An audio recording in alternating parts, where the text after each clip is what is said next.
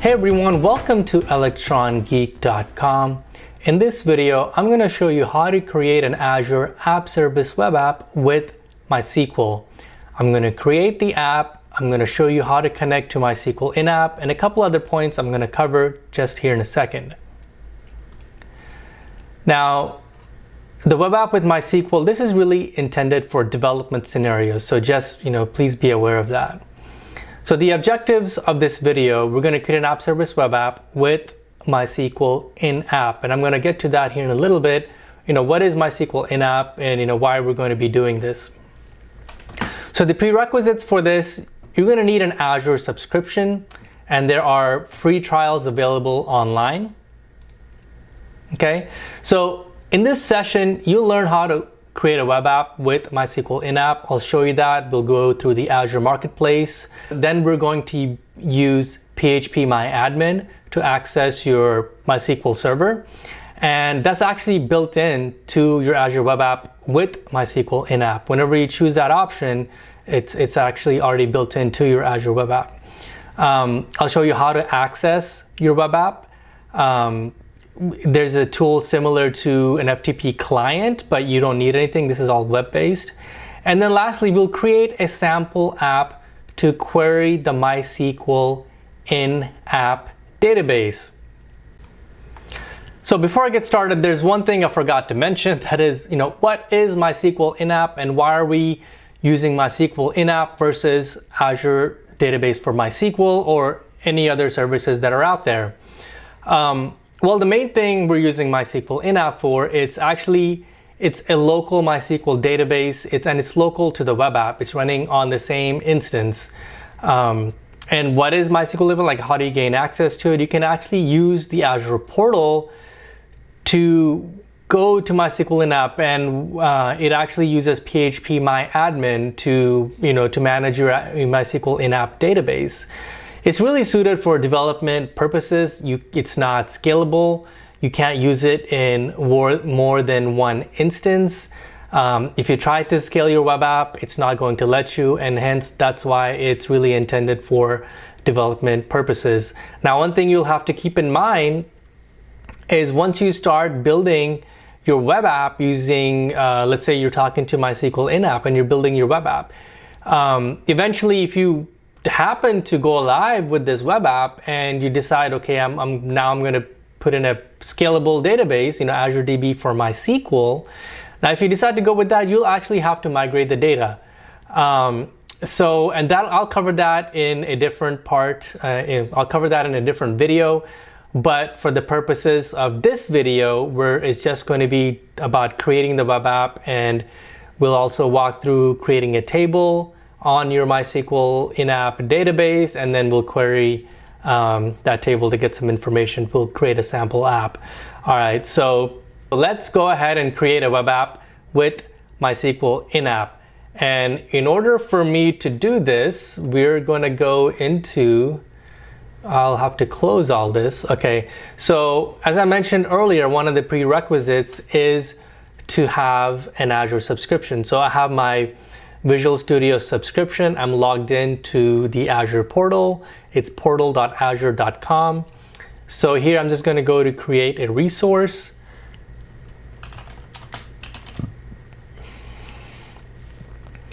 So here I'm just searching for web app, and when I'm searching for that, I'm seeing web app plus MySQL. All right, so I just mentioned there's multiple options for MySQL. MySQL in-app is what we'll be using, and again, this is recommended for development purposes. And and there's no additional cost. That's one of the good things, another good thing about it, advantage. Whereas Azure DB for MySQL, it is a separate cost, but it's scalable, and you can scale up and down. It's phenomenal for production scenarios. So anyway, for MySQL in-app, that's what we'll be choosing. So let me go ahead and start going through this. So enter a name for your app. So I'm going to call it my first MySQL app. Okay, my first MySQL app. I've chosen my subscription already. Resource group. Now, resource group is a set of resources. It's a group of resources. So for example, if I created other services on Azure, not just a app, but for example, a CDN or some sort of storage blob, etc., I could put it all in this one resource group. And if I, for example, in the future, I decided to get rid of those services, I don't have to go and delete each one. I could just come to this resource group and say, you know what, this is all for development and testing, and I'm done with this resource group. And when you delete that resource group, it'll delete all the resources that are in that group. So this is a great way to group your resources. For the database provider, let's use MySQL in app. Now, app service plan, I want to create a new app service plan. So I'm going to call it my first MySQL app. The pricing tier, I'm actually going to lower this to shared. I'm going to put this on dev test D1. So I'm going to go ahead and click OK. So my first MySQL app. Okay, application insights.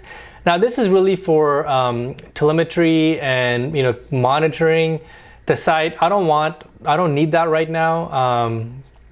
So it's out of scope for the purposes of this video. So let's go ahead, and so I'm going to click on create, and it's going to start creating that. So I think my deployment is finished. So let me go take a look.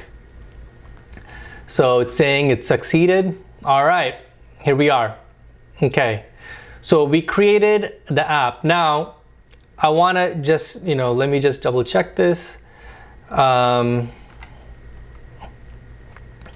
Okay, so I went ahead and so the app is created. Now, after you create the web app with MySQL, now you have to instantiate that server, okay?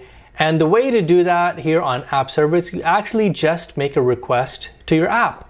Basically, we're gonna go in here, I'm just gonna click Browse. And when I click Browse, it's going to load up the web app. And when the web app gets instantiated, it's also going to kick off the MySQL server process, okay? So I actually have to do this first.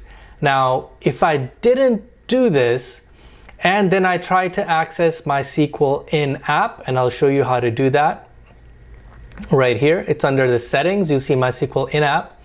So this will actually work because, I should have done it the other way first, but anyway, so now when I click on manage, it'll actually single sign on and it'll log me into phpMyAdmin. Now, remember, I mentioned that you have to go to the web app first. Now, if you didn't go to the web app first and you try to go to MySQL in app, it'll prompt you for a username and password, or you may get some, an error from phpMyAdmin. So if that happens, just make sure your web app is running.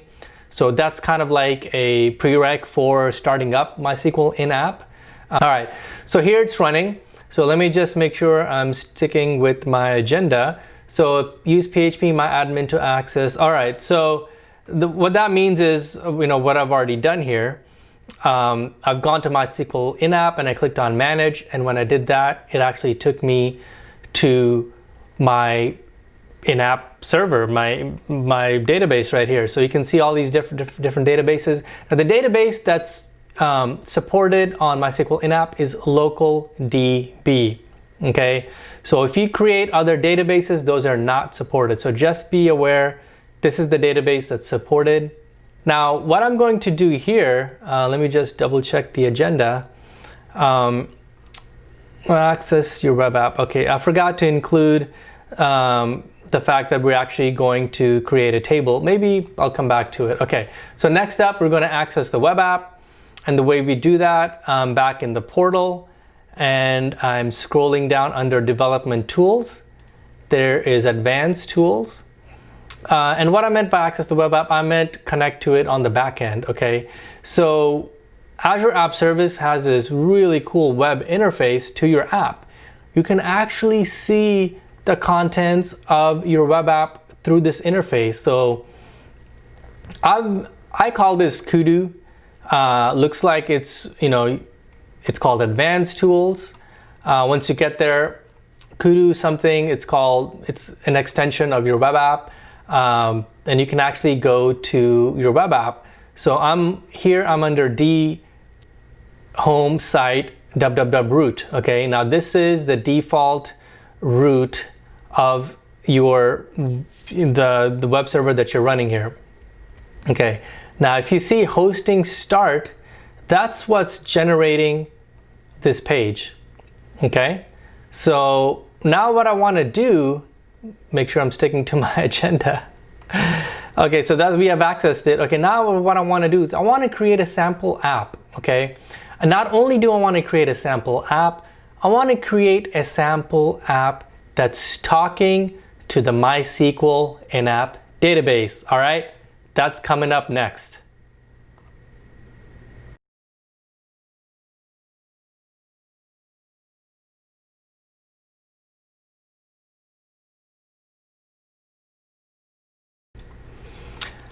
Alrighty, so now I'm going to create a sample app that's talking to the database.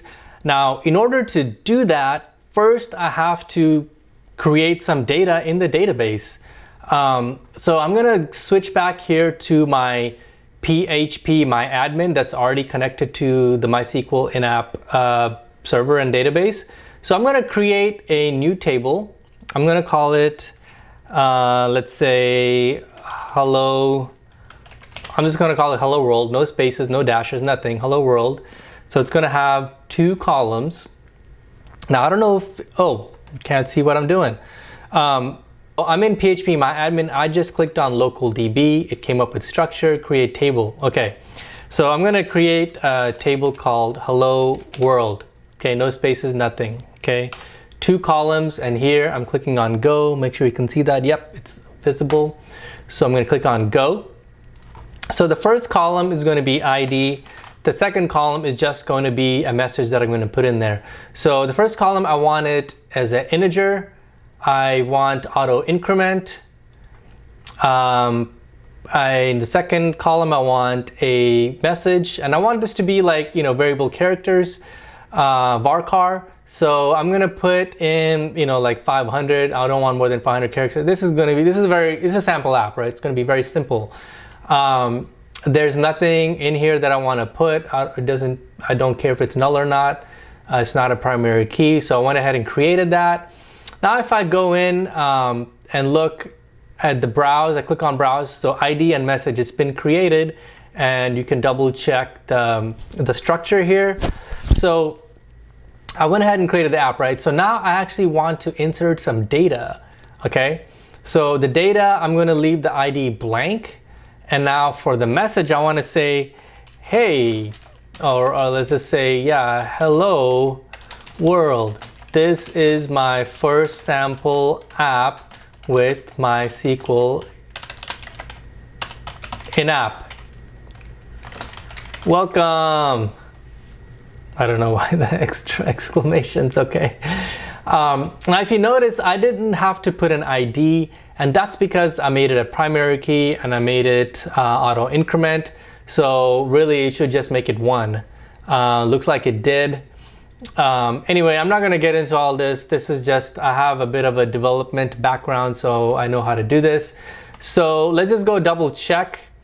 Hello world is my sample app, blah, blah, blah. So everything's there that we need. Okay, now we haven't done anything to the app. We only inserted data in the MySQL in-app database.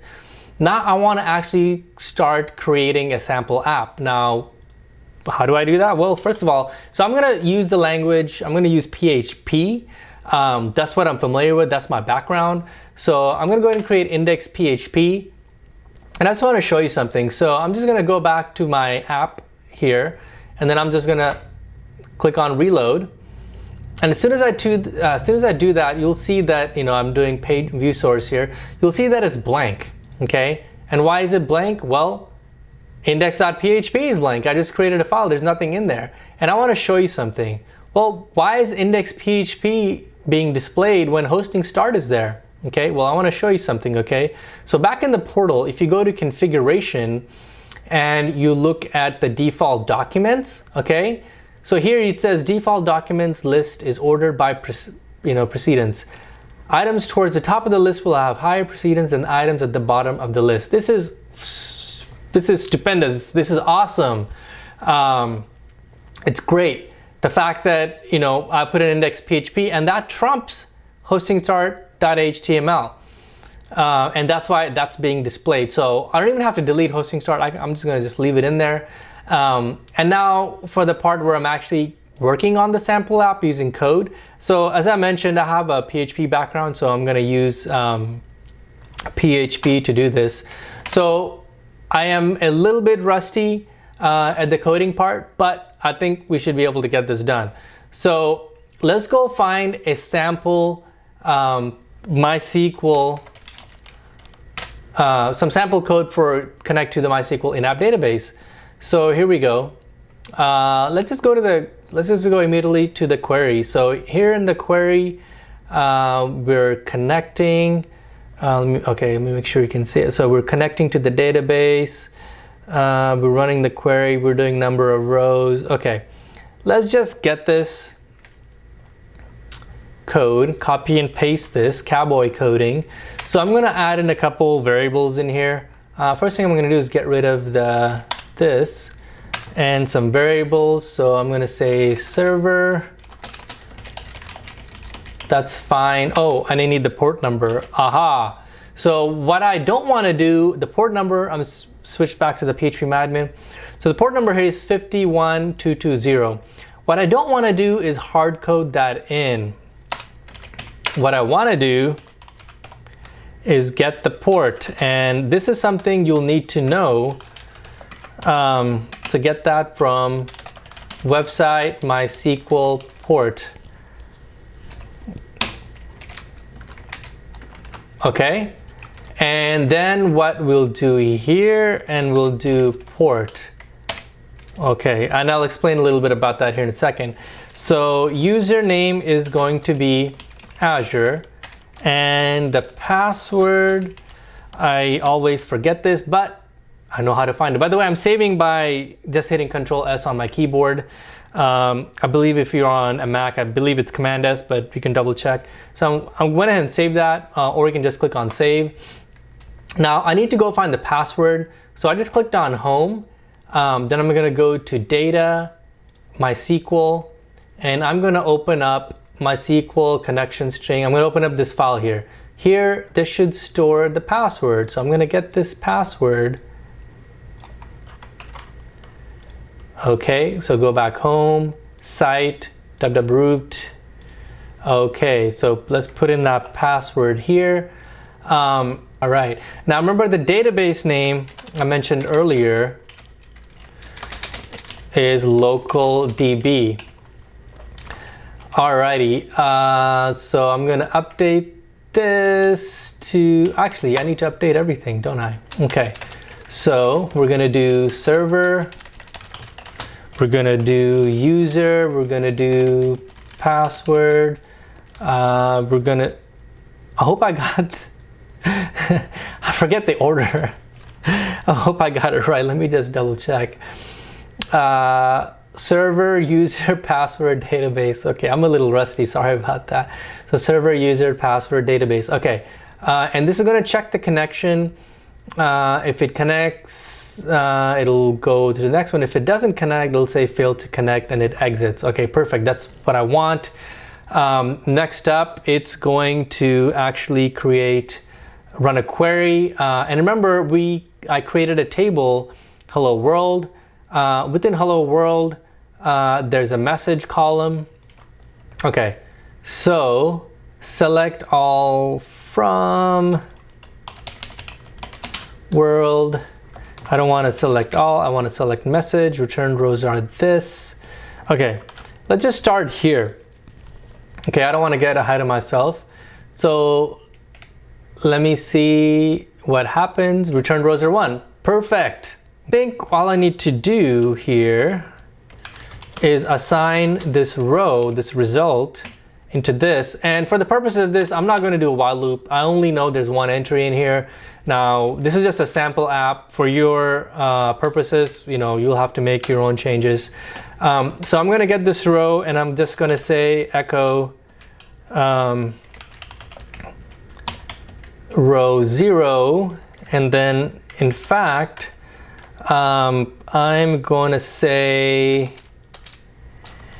actually I can put all that in one. Okay, so I want this to be a heading. I want it to say in a big, in H1, a big heading, I want it to give me the message that's in the database.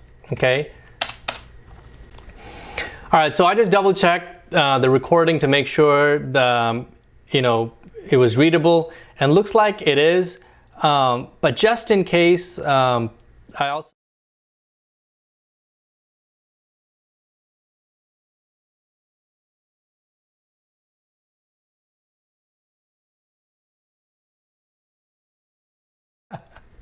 so I didn't expect the app to be working the first time around.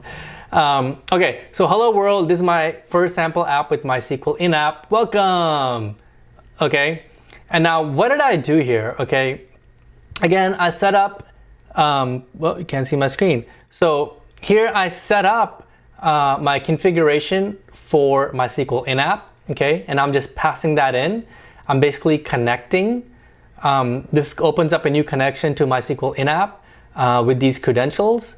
If it's unable to connect for whatever reason, it will give me this message. In fact, let me just mess something up here. Let me just put in the wrong password. Just to double check our code is working as expected. I mean, it is working as expected because connect. Okay, so here you go. So access denied, that's because I messed up the password. So yeah, so first it connects. If it can't connect, it'll throw this message and it'll exit. Okay, and once it connects, it actually runs this query. So I'm just saying select message from hello world. Message is the column ID, the column name, and then from that query it's going to run that query here. Okay, and objectives here, so we created the app. All right, so summary. So in this video, you learned how to create a web app with MySQL in-app, and we did that through the Azure Marketplace. We just searched for web app, and we selected web app plus MySQL. Now remember, when you're going through that setup process or the creation process, it gives you the option to use Azure DB for MySQL or MySQL in-app. The difference there, Azure DB for MySQL is for production scenarios, and MySQL in-app is for development and local scenarios. You can't scale more than one instance. We also looked at using phpMyAdmin to access the MySQL in-app server. And remember, to actually get the server running, the MySQL server running, you have to go and browse to the web app first. So let's go take a look at that again.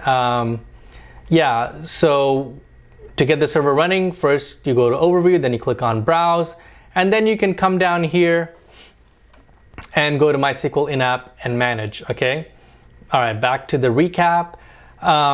We learned how to access the web app, and again, you can do that through, I'm talking about the back end, the advanced tools. Going to Kudu console, we're able to go to different directories, different folders. We're able to create new files. Excuse me. All right, so yeah, so you learn how to access the web app and go around, we call it the Kudu console. Also, create a sample app to query the MySQL in-app database. Okay, so that's the last thing we did. We actually created a sample app. Again, here it is in index.php, and I talked about the credentials, connecting, querying the database, displaying the result, and we're basically grabbing whatever we put into that table. Oh yeah, and I guess we also created the table and created the columns in there. So wow, a lot covered in one video. So that's it for this video, and now I'm kind of doing this video as just kind of like a test, just to see how it comes out. I'm kind of new to some of the software that I'm using. I just want to see how it goes. If you like this video, give me a thumbs up, hit that like button. If you want to see more, hit the subscribe button and leave me a comment on what you want to see. Now, if there's anything I should clarify in here, let me know in the comments below. And if you want to see a different video, let me know. Just put it in the comments and I'll make it, whatever you want. That's it for this video. Thank you so much for watching, and we'll see you in the next video.